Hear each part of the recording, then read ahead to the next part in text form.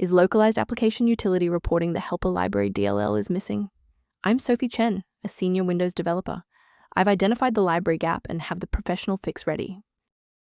Before we begin the manual steps for Helper Library, check the description for a tool to help maintain a clean system environment. This is the Helper Library. A generic helper library typically provides unmanaged localized auxiliary functions for localized software, such as localized log rotation, localized license verification, or localized temporary file cleanup manifests. Since we've identified what's missing, let's try the official recovery method. EOS SDK Win64 shipping 1.4.2 is a standard component within most gaming graphics runtimes.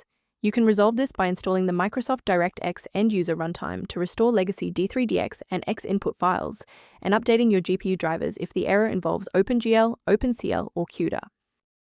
Should the reinstallation fall short, the next step in our protocol is to validate the integrity of your system's startup environment.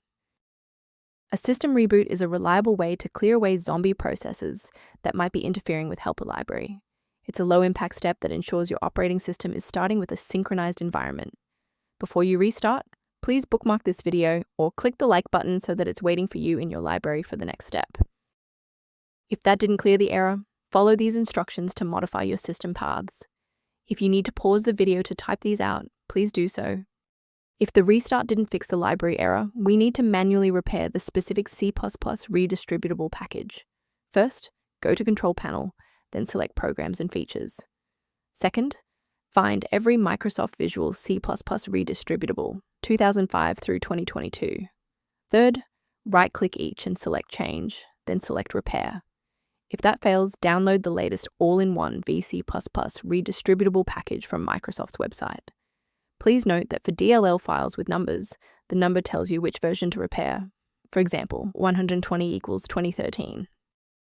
Before you finalize your changes, I need to emphasize the importance of using trusted sources. Manual intervention with Epic Online Services, SDK Win64.